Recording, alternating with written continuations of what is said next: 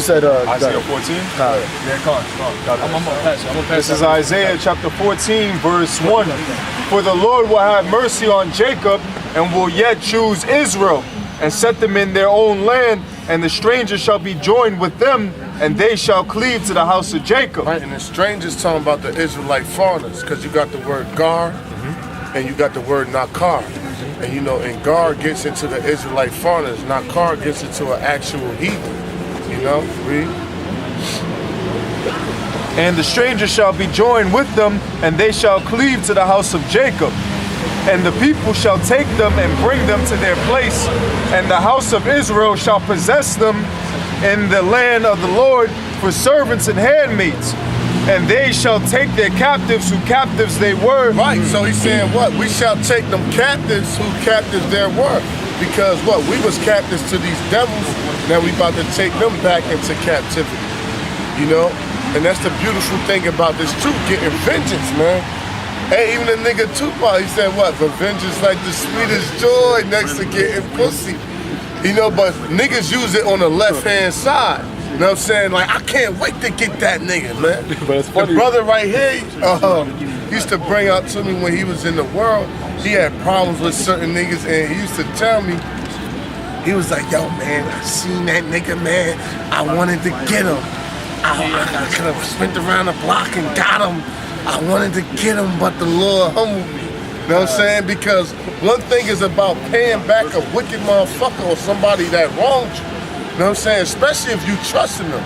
You know what I'm saying? One of your deepest beefs or one of your biggest enemies is one who you was once friends with. You know what I'm saying? That's all that Tupac and Biggie thing. Somebody who was once your friend become your enemy, that's like one of the biggest beefs or the biggest deepest wars, man. And guess what? Esau was, you know, once through the covenant with Jacob's brother. You know what I'm saying? And that deep, and really it runs back to what Cain, man. It runs back to Cain, yeah. So 1 Corinthians, 2 Thessalonians chapter 1, verse 6. Seeing it is a righteous thing with the Most High to recompense tribulation to them that trouble you.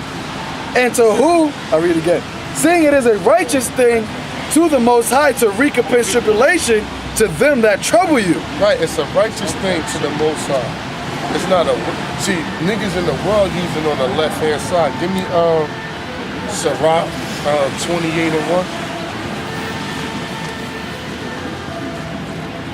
Niggas using on the left-hand side with their vengeance, man. But ultimately, vengeance is of the Lord. Right. And he's going to raise us up, according to Ezekiel 25:12, to take vengeance on these Edomites, man. Ecclesiasticus chapter 28, verse 1. He that revengeth shall find vengeance from Yahweh. Right, because a nigga would take vengeance in his own hands and cause a beef that he can't, it's no winner. You know what I'm saying? Because look, I kill you. He killed me. He killed you and you kill him. Then he killed you. And that shit is an ongoing thing. When you check out that LA, California shit, you still niggas got fucking gang-banging, blood and crip nigga beefing from the 70s, man. Why? Because it's an ongoing beef. Their fathers and uncles was beefing and they inherited this shit. You know what I'm saying? So that shit keep going on and on and on. That's why you can't take vengeance into your own hands. Because all you're going to do is find yourself in the judgment of Yahweh Ba'ashem Yahweh Shah. That's why Yahweh said that they should know my vengeance because nobody can come after him. when he gets Esau, nobody gonna be able to stop him. A lot of them serial killers, man. That's the vengeance of the Lord on these women. Because they don't get caught until the Lord allowed them to get swept off the scene. You know what I'm saying? A lot of these murders that become unsolved or unpaid for, that dude was doing the works of the Lord. And the Lord had it with, look, basically it works out like this. The Lord used the wicked to punish the wicked. And at the end, he gonna use the righteous to punish everybody, man. Because a wicked nigga will take out a wicked nigga back and forth all day. But at the end of the day, he's gonna use the righteous to take out all of the wicked, man. You know?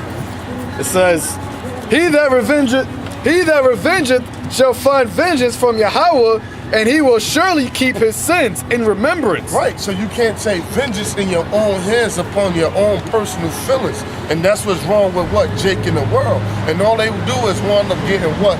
Taking revenge back on, or getting grabbed up by Esau and getting hit with all his time. So David handled Saul correctly. Right, exactly, bro. Exactly. I got that definition. Okay, now going back into the Israelite foreigners. Now you got the word for the Israelite foreigners, you got the word heathen, you got the word Gentile, you got the word Greek, you got the word nations. You know what I'm saying? And all them words have two definitions when you look them up, you know? You also got the word stranger. And you got the word strangers, which is two definitions. What you got, what, gar, and you got nakar for strangers. Give me heathen. Yeah. Zondervan Compact Bible Dictionary on page 220 says heathen. People, nation, usually used for a non-Israelite people. Right, it says what? Usually. Usually don't mean what? All the time.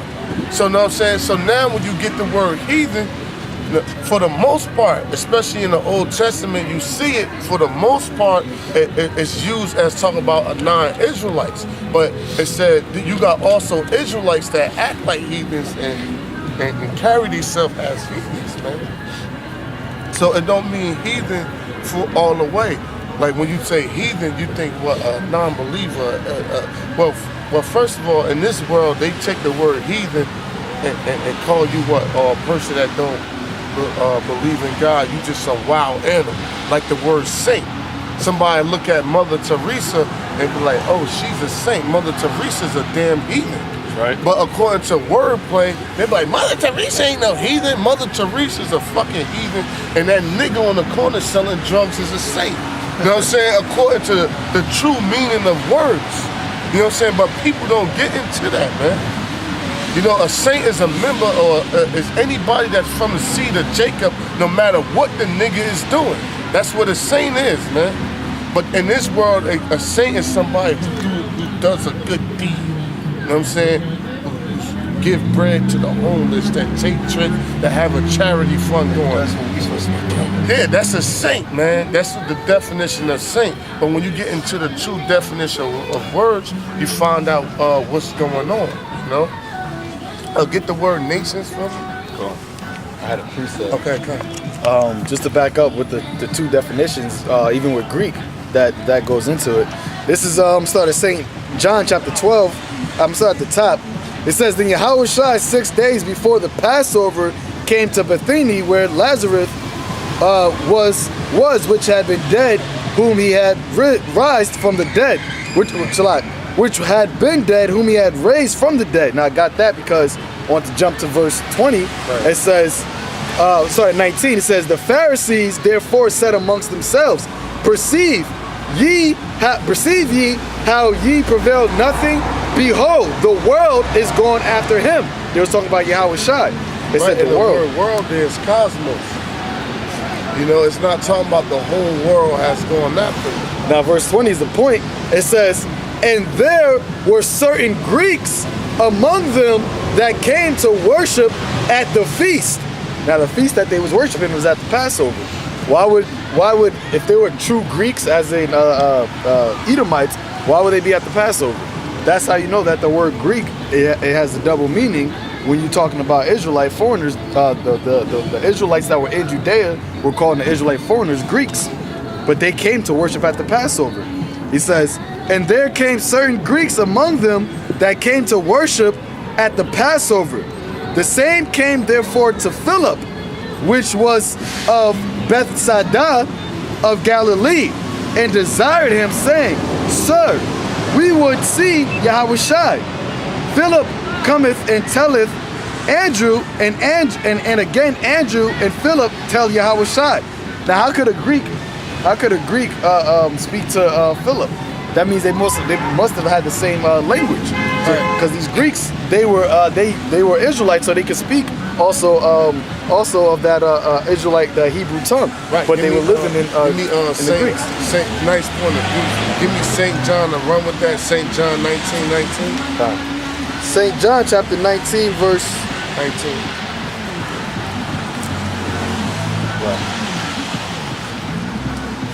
St. John chapter 19, verse 19. And Pilate wrote a title and put it on the cross.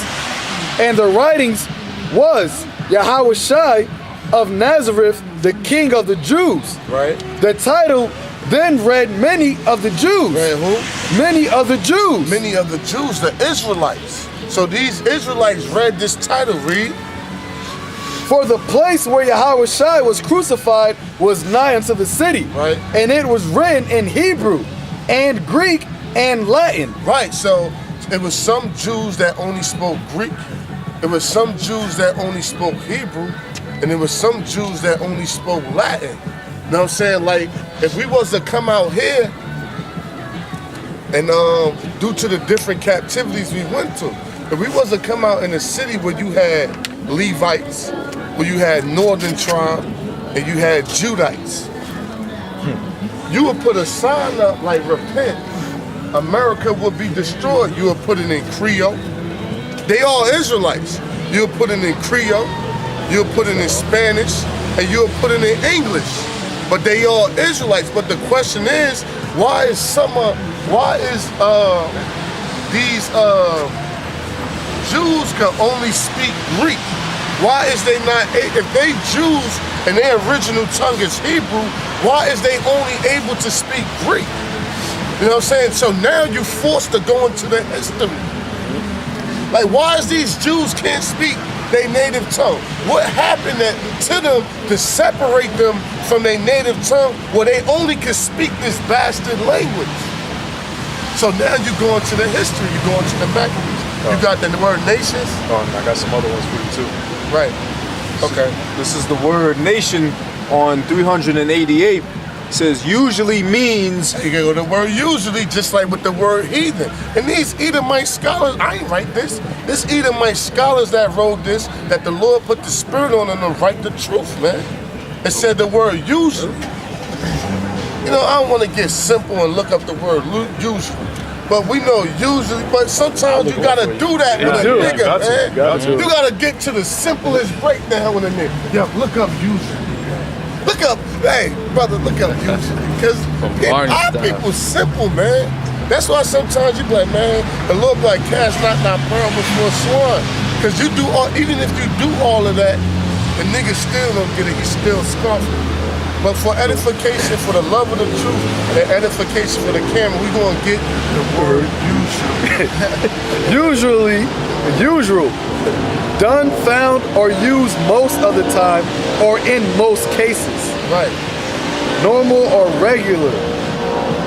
According with usage, custom, or habit. Commonly or ordinarily used. Right. Hit antonyms. Antonyms. It says non-standard, unconventional, unpopular, unusual. Right, unconventional, non-popular. Meaning like most of the scriptures do mean heathen on this sense for the most part. You know what I'm saying? But then what's that other small percentage? What's that remnant? Yeah, which is what? That remnant, man. That's why people don't like to look up words, man. People don't like to get into the meaning of words, man. Words are powerful. They say sticks and stones may break my bones, but words have never hurt me. That's bullshit. The Lord using his word to pull this kingdom down, man. He's going to destroy it at the end, but right now he's destroying America now through the spirit. Then he's going to destroy it through the brightness of his coming. That's the physical part, but he's spiritually ripping this place, because America was built on lies.